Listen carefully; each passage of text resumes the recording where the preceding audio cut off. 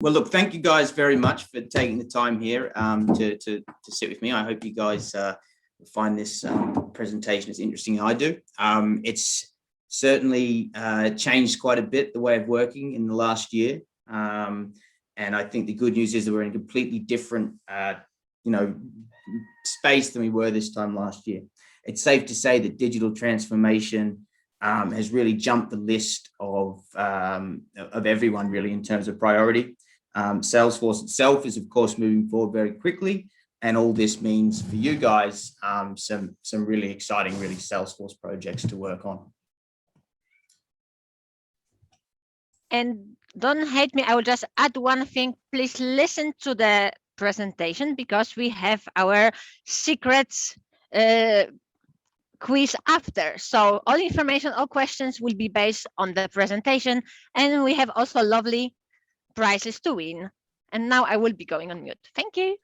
No worries, of course. The prizes at the end are very important.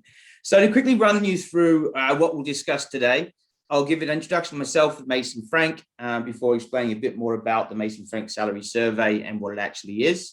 I'll run through some topics, including skills and experience, certifications, benefits, salaries, and more.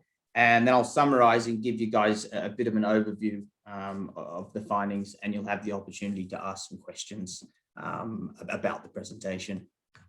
So to give you an overview of myself, I'll tell you about me. I'm an Aussie. I'm from just near Byron Bay, if anyone knows it, in Australia. Moved here to the Netherlands for the weather, of course. My grandparents are actually Dutch. They migrated to Oz in the 50s. Unfortunately, I haven't quite mastered the Dutch language skills yet, but I'm working on it. I've been working in recruitment for the past 7 years, previously in our Melbourne office, recruiting into New Zealand for Mason Frank, setting up that part of our business, as well as recruitment in the UK. So I've been doing it for quite some time now. As far as Mason Frank goes, I think you guys all know who Mason Frank are, but I'll give you a brief overview of what we do and basically how we build this survey, how we come to these numbers. So we're the biggest dedicated recruitment company in the world. We have offices in Berlin, Tokyo, Melbourne, Singapore, basically everywhere, with 260 consultants in 15 different offices. Since 2010, we've placed over 6,000 professionals across organizations around the world, including SME, enterprise, Fortune 500, the whole lot, ISVs and partners. So we don't actually just know Salesforce, but we also know the products as well. We have 1,700 licenses ourselves. And so we know the value of a CRM and why using a CRM is really important. Although I must say our pilot rollout wasn't the most smooth one that we've ever had. But this means that getting the information is something that we can do quite easily. And it's probably one of the things that Mason Frank are best known for. So the survey itself, it's the largest independent survey of professionals anywhere in the world. It's the 7th year we've done this survey. And we survey people on every issue they have and everything that affects them in Salesforce. So the products they use, the trends on the platform, things that motivate and demotivate them, and basically anything else, as well as, of course, anonymized salary information. You can see the sort of benefits that peers are receiving, what they're doing to stand out in terms of certifications, the workloads that they're having and everything else like that. The survey is a massive chunk of information at 60 pages long, and we don't want to be here all night, so I'm not going to go through everything. I'll just pull out I've pulled out some chunks that I think you guys will find interesting. So I guess let's get started. So we'll start with the average experience of someone working in the ecosystem. The average experience of wider tech experience is actually 10 years, but when it comes to Salesforce specific, that actually comes right down to 5 years.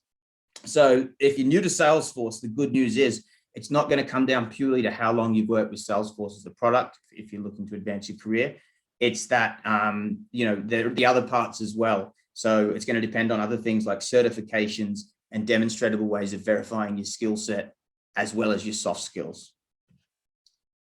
If we go across here, so it might seem that starting with Trailhead is very obvious. 94% of respondents to the survey said they use Trailhead, and this will also indicate how far into it a lot of your peers are. So if you're sitting there with 24 badges, studying for the next one, thinking you're in a very strong position, it's obviously crazy to see that 50% of users of the survey, or they're in the survey, are already at Ranger status, which is a huge and inspiring amount, and definitely a lot more badges than I have myself. Unfortunately, that's as in-depth as this one goes. As I know the guys have already flagged, maybe in a future Mason Frank salary survey, we can look at how many more than 100 the Rangers actually have. From an employer point of view, this is huge because it doesn't just showcase your technical proficiency, but it's also your attitude. And then Trailblazer actually ties in with getting certified as well. And obviously, you know, the big thing about getting certified is it's not only evidence of that progression, but nearly half of respondents who got certified reported an increase in their earnings after getting the certifications. So getting certified doesn't just make you more valuable as an employee, it also, you know, adds monetary value as well, which is really interesting.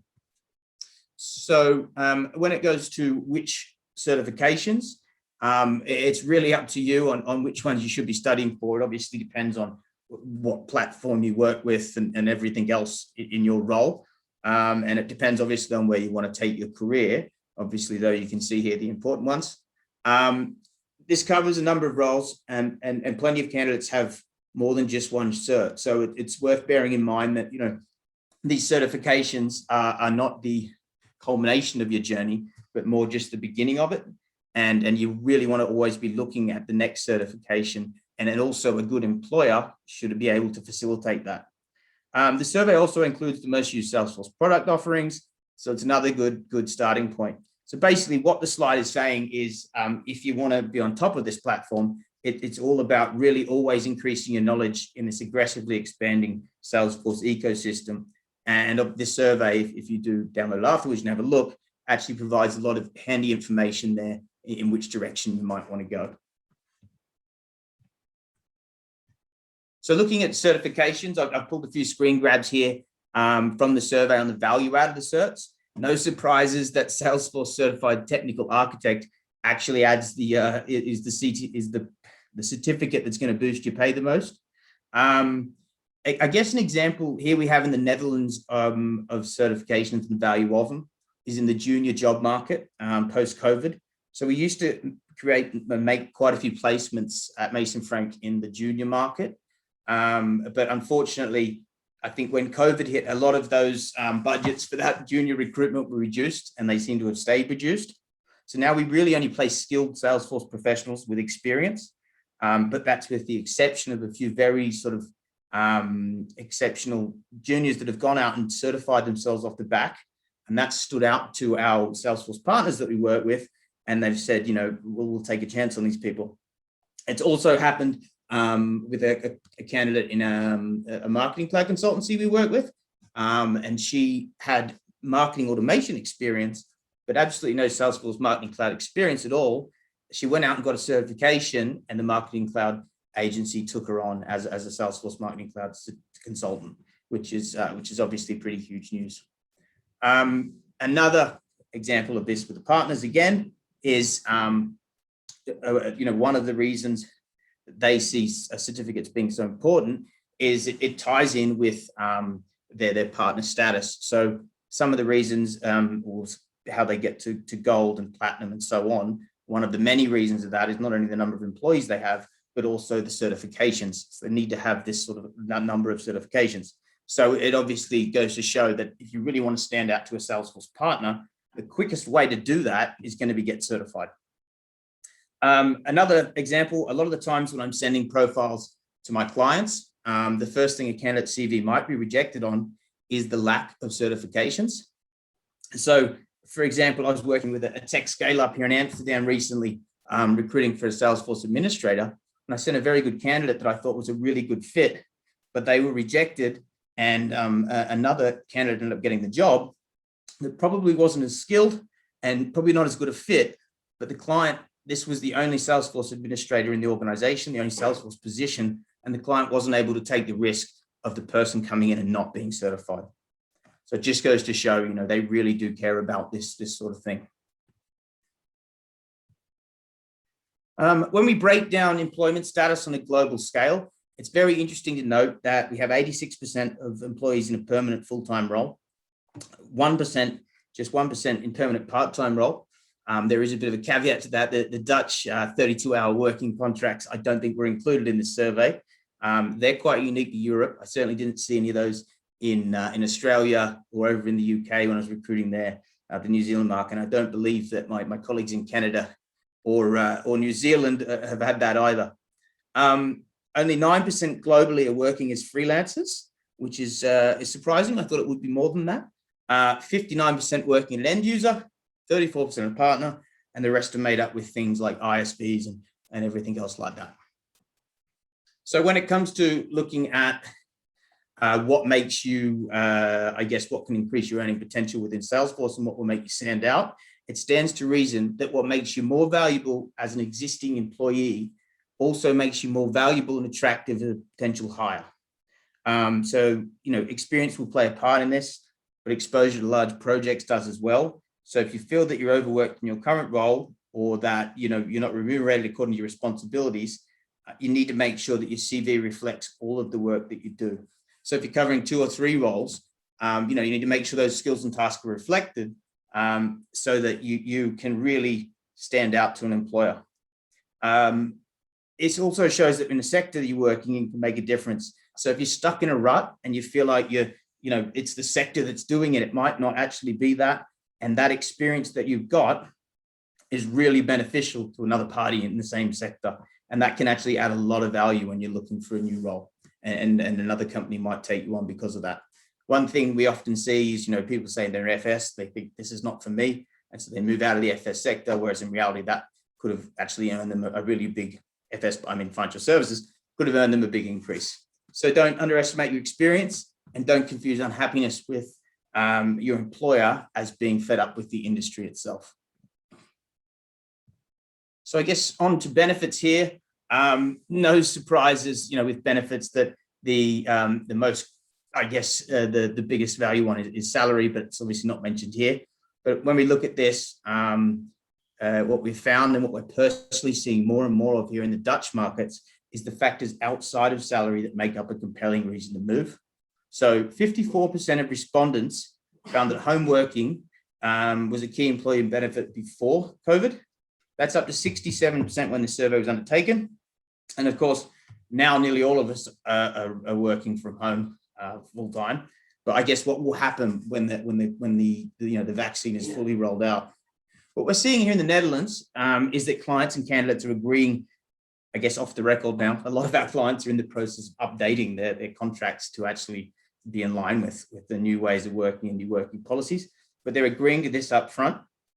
And what we're also seeing is that, if employers, both end users and partners, want to be competitive, then this is just a non-negotiable offering and they have to offer this flexibility. It's reiterated on page 23 of the survey, where, many of the candidates place sort of the highest value are actually relatively low cost to employers. So not necessarily money and motivated, but could improve candidate lifestyles. So things like work-life balance, home working, and more paid time off. This is completely driven home by the fact that 91% of people told us that they work outside their contracted hours. So being able to do this from the comfort of their own home in a flexible environment is a real way to decrease candidate dissatisfaction and unhappiness in their role. And then obviously that ties in with improving staff retention. So that means, the ability to log on after, say, feeding the kids or doing the school run or whatever it is that you have in your life. That means you want to be flexible with your work. It's worth noting that when it comes to working full-time from home, this is more popular with women than men, obviously a lot to do with family, and this has been replicated in surveys we've done in our wider FRG brand, which covers other technologies. So companies that increase the flexibility in remote working actually have the opportunity to draw and make and diversify their businesses that way. When looking at post-COVID, most people that we've interviewed on this ideally see that they can split their time ideally between 2 and 3 days in the office. And that's something I'm certainly seeing mirrored when I speak to candidates on a daily basis. So if we move on to employee retention in the Salesforce industry, people are generally happy, which is great news. 69% are overall satisfied with their job. This is led by an amazing 80% of surveyed employees being happy with their colleagues, which I think is testament to the Salesforce Ohana and the Salesforce teams that are out there. But also, when I speak to Salesforce administrators or whatever that work in an independent role at a company, they're also happy because, they've got these amazing networks in place for support, which comes from the user groups like this, Salesforce itself, Trailblazer, and everything else. The two factors at the bottom, I don't think will ever change. Well, salary and training and development.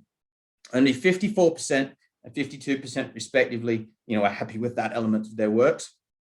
The two key drivers we see, the main key drivers that we see leading candidates coming to us and saying, hey, we want a new job. I think that's inevitable, and they're always going to be the key drivers for people that are looking for a change. And this ties in massively with 75% of candidates saying that they increased in their salaries when they changed jobs. There is a bit of a caveat to that in the Dutch market that I see all the time. It's at the top end of the market for our senior candidates. Salary seems to lose, its priority as a key driver.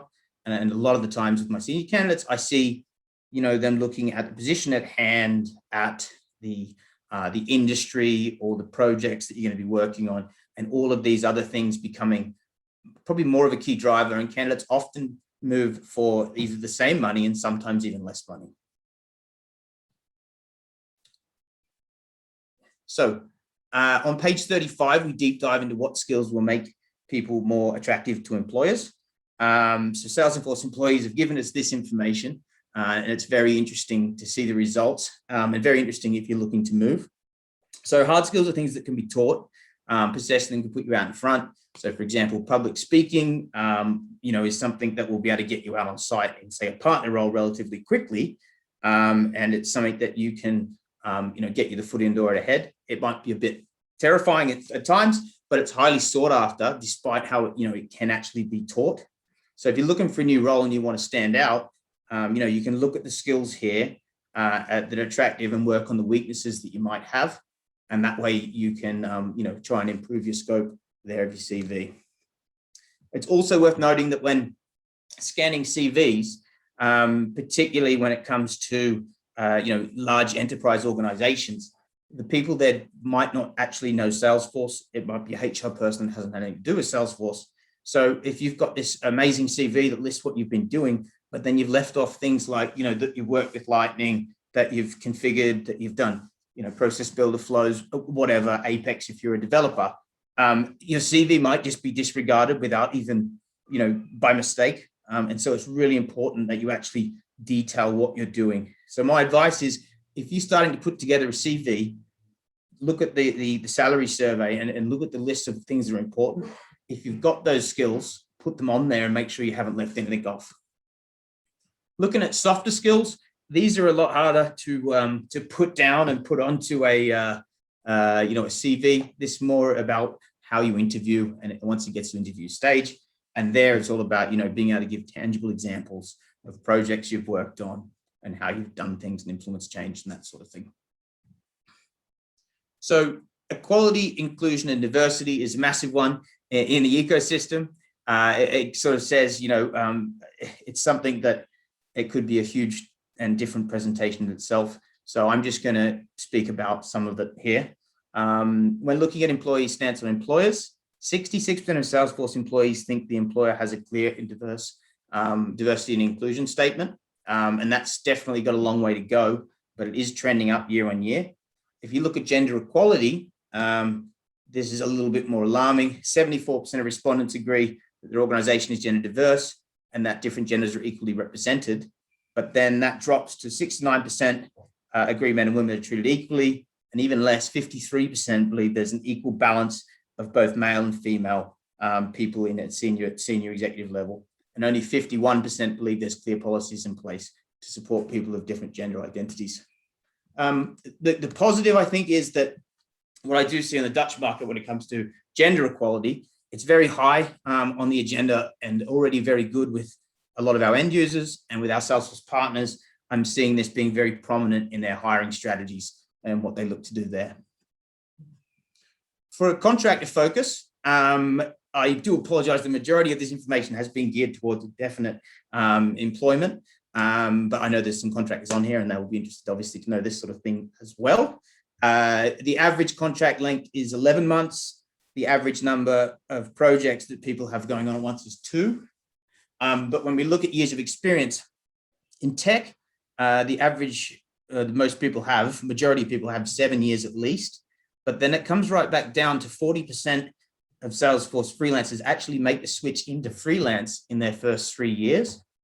But it's interesting to note as well that 55% of freelancers find their new roles through their own networks, not through a recruiter, but directly through their own networking. So if you are going to make a move to freelance, you obviously want to be pretty well connected. Onto a Salesforce partners versus end users and the age-old conundrum. So working between the two. So 52% of respondents listed higher earning potential as a reason to move from a partner to an end user. It's worth noting that here in the Dutch market, it's getting very competitive on the partner side.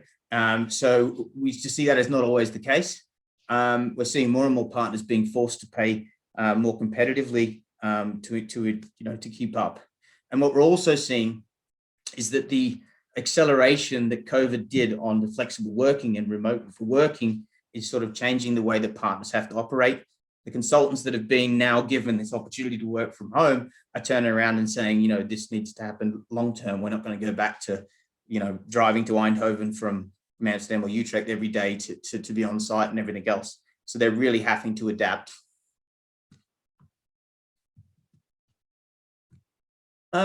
When making the move, the other way around, we've found 55% of respondents would make the move from end user to a partner. And the main goal there, 87% recorded that being to the opportunity to work on a more diverse range of projects. What we're also seeing is, from an end user point of view, a lot of people from end users moving to new end users and everything else. And there's been a bit of a rush, I guess, because there was people that were, might have had an eye out and were looking to move on late 2019, early 2020 before COVID. And then obviously decided they're not going to move during the COVID times. And now it's like, hey, let's find a new project and move on.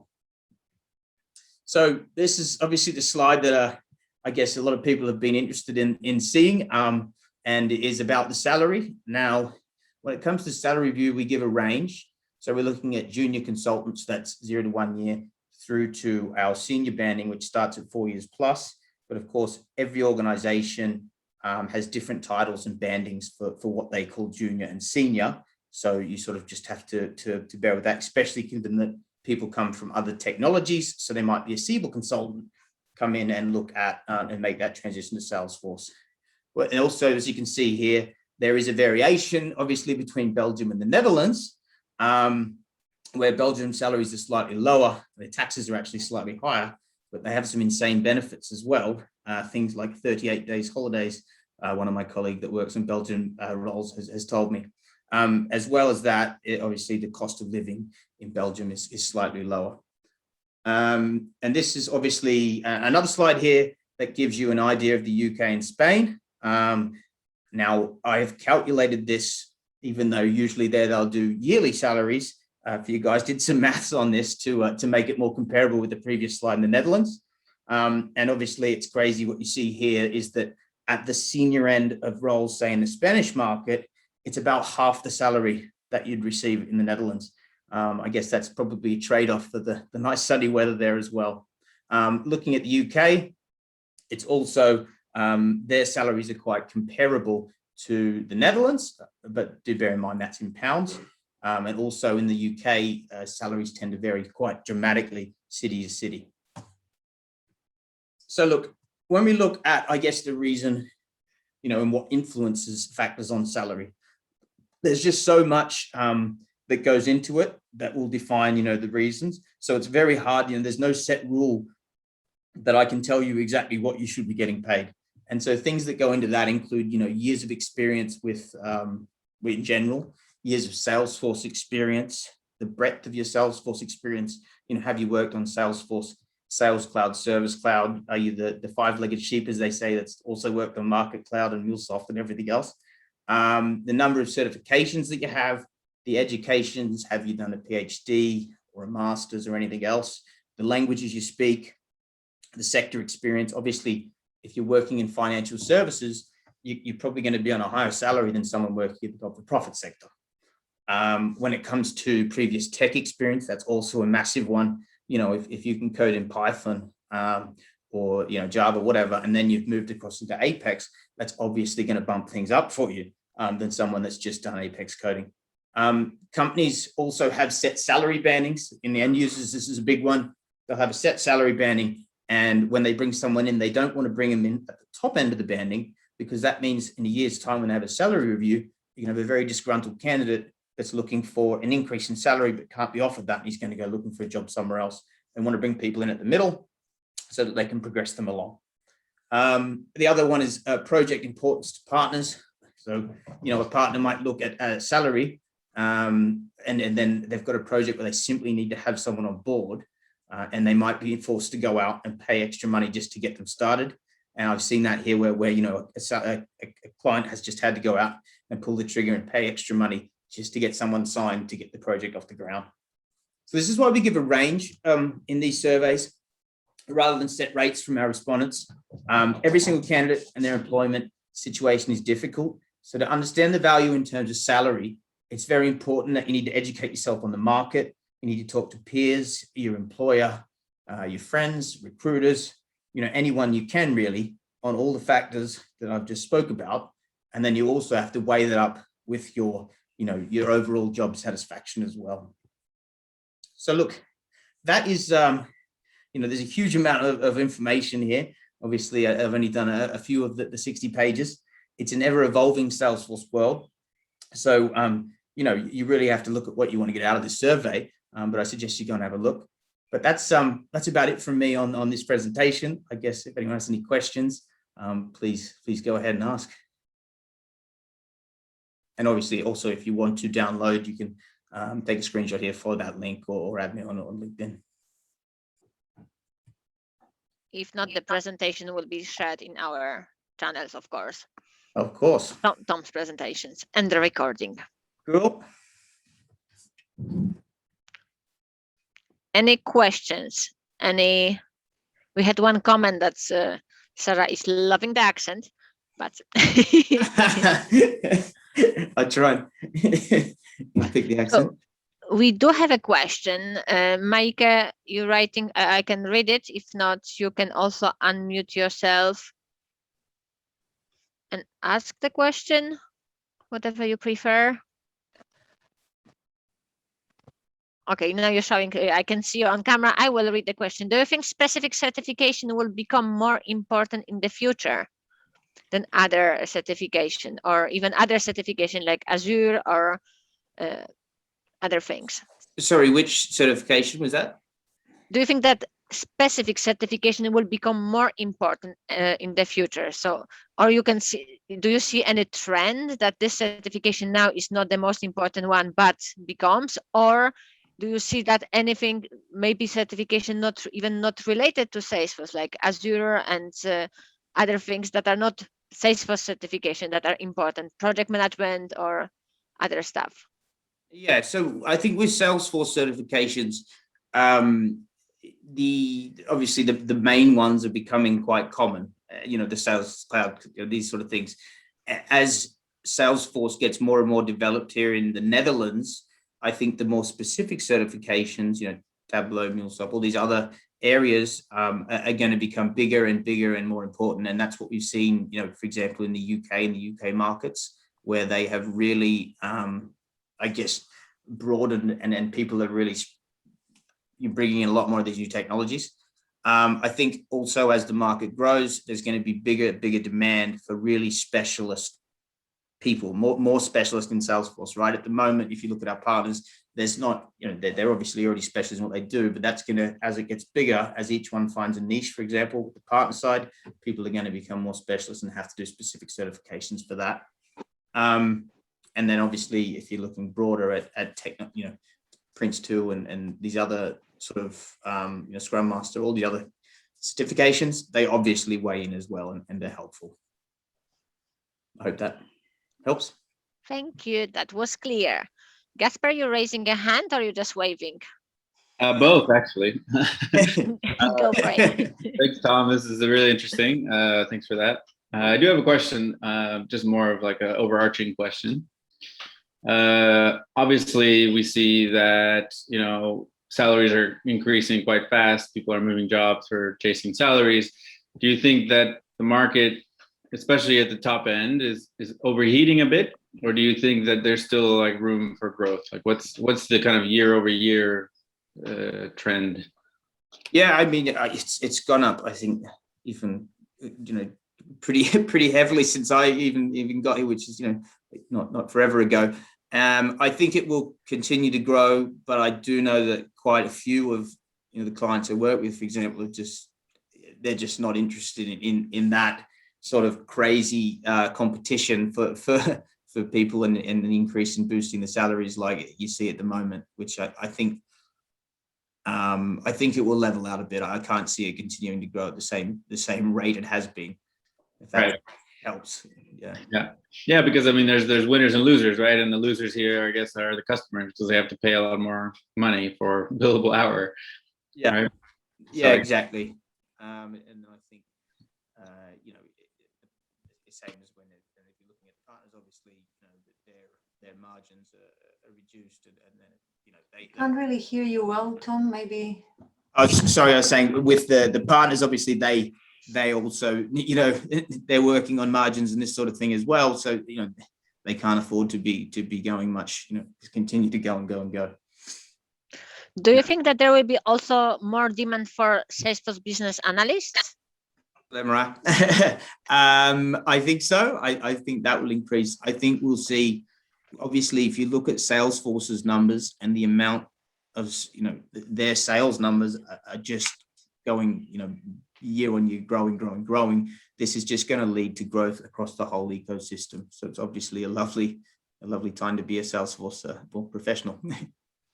I have one last question in the chatter. Rahul wrote, I see there are more freelancing and contractual opportunities in the market, not with permanent contract. Any specific reason you can think of? Why? Yeah, so I think in the presentation there, it said, 9% globally with freelance, which I did say I thought was a bit low compared to the Dutch market here. I think the reason you're seeing an increase in freelance probably roles now and a push on that is because all of these shelved projects from last year are now coming live and pushing forward very quickly. There's a lot of projects that we're like, well up, COVID's here, we're not sure what's going to happen. Then obviously the market's increasing and the money's coming back in. So clients are getting them off the shelves, and that's where freelancers come in, because they're often kicking off these projects and getting them started before they might move to a partner or work alongside a partner and then eventually bring someone in internally. And more working from home, I saw that more are freelancers, because the concept is more common now while everyone's working from home. Yeah, I think the freelance, I mean, most of our clients now are just completely, they're completely remote now. Everyone seems to be doing just fine, if not working more hours than ever before, because, they don't disconnect, as you saw. I think it was 91% of people are working outside their contracted hours. So I think if people are going to be productive enough, it's going to mean they can continue to do it remotely. I think people still want to have the option, though, of being able to get someone in for a meeting and that sort of thing. I don't know about, fully offshore roles from other countries as much. Well, I just don't see those sort of roles as much. I know in the Dutch market specifically, clients still want these people to be based here, for when and if they can get people in and have a meeting and that face-to-face buy-in. And last question. Do you think Sorry. I just wanted to ask you, if I may, there's a discussion that the developer role is disappearing from Salesforce now that flows are taking more advantage. Is it, do you see it in salaries, the differences between developers and admins?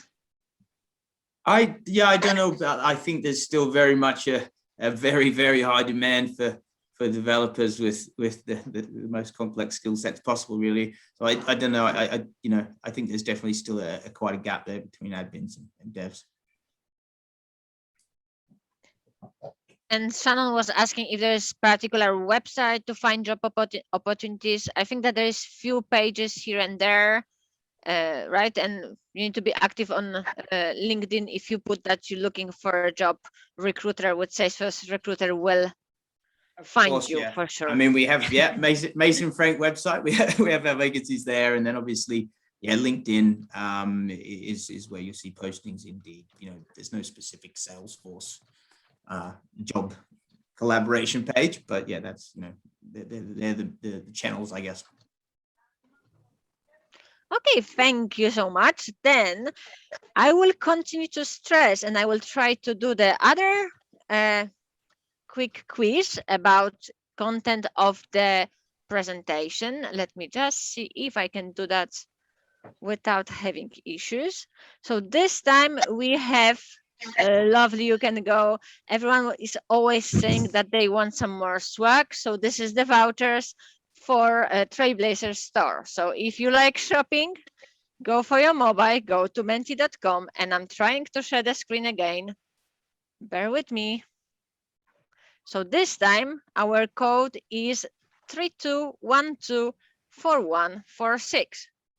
If you like shopping in Trailblazers store, please connect to Menti and use the code 32124146.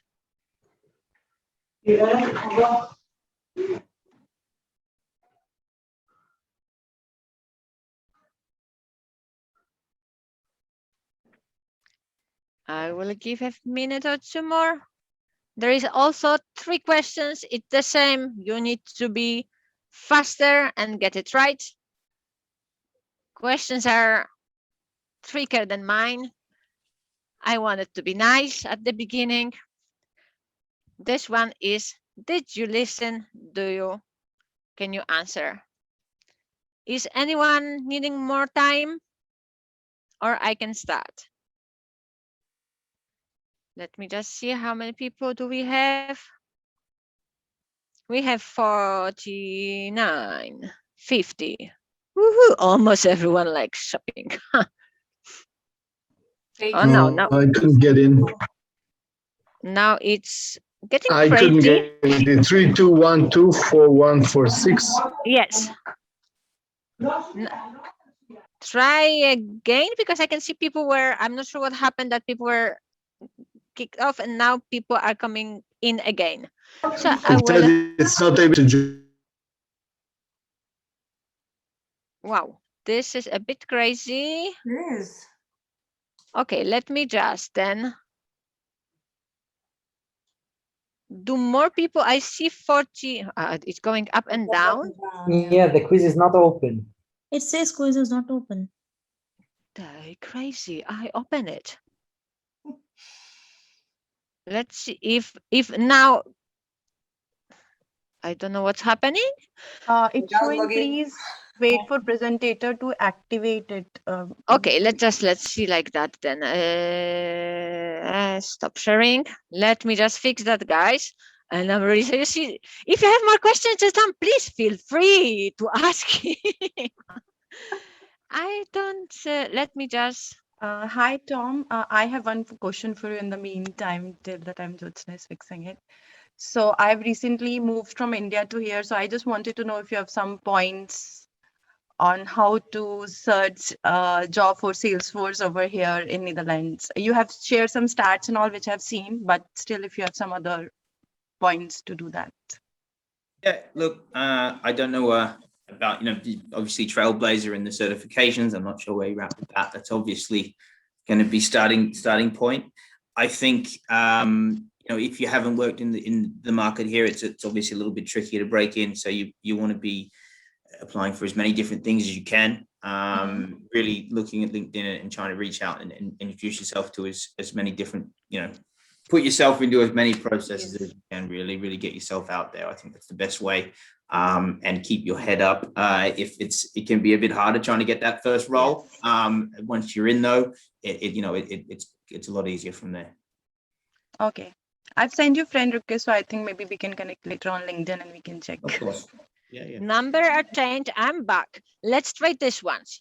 So the same main.com 26504769, please. Let's try it again. If not, we'll figure out something else, but I never saw things like that. Let's see how many people have. Let's see if you are not kicking up. For the moment, I'm seeing number of people growing up. Woohoo, that's stressful. Is it working now? Looks like it, at least. Does anyone still need some more time to? Till now it's working. Yeah, nice. Woohoo, okay. Let's do it then. I'm starting in 3, 2, 1. First questions, of course, who answers faster? What percentage of Trailblazer are at the Ranger status? From Maison Frank. Is it 70%, 50%, 38%, or 14%?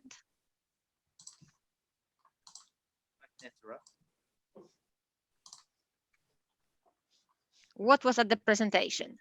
Yeah, 25% got it right. 50% of responders had they were at Ranger status. And I can tell you guys, I checked with because Tom delivered questions but didn't deliver answers. So I went there and I was looking for them. So leaderboard and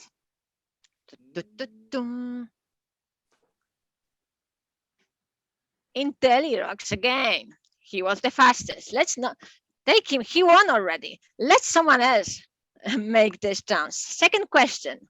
I'm joking. You can always play. So question number 2. And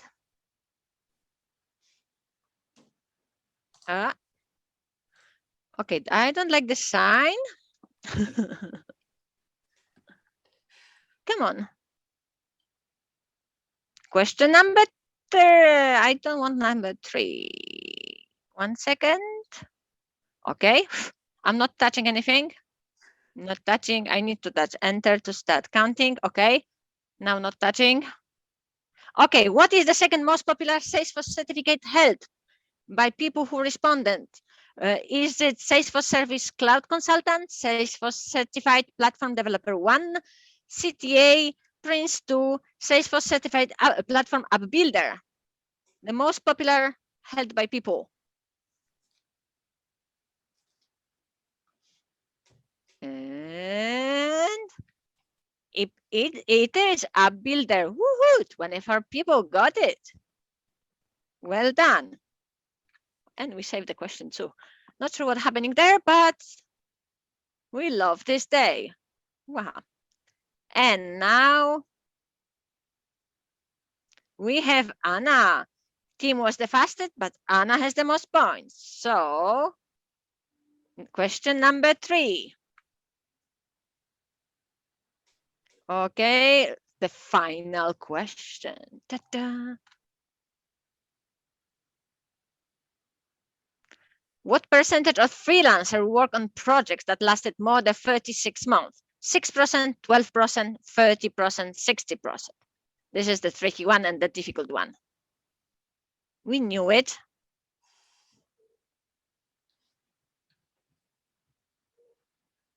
And 20% got it right. Oh my gosh, I'm impressed, guys. Seriously. So let's see who was the fastest, who won, who had it correctly. It will mix question answer here, question answer there. We jump in and Intelli fastest, but Team was the first one and Saruba was the second one. As the surprise, we have two prizes. So please, Tim and Saruba, if you can write down your email to me or to one of us, Tanya or Andre, and we will make sure that we can follow with you properly with your prizes. Woohoo! Congrats!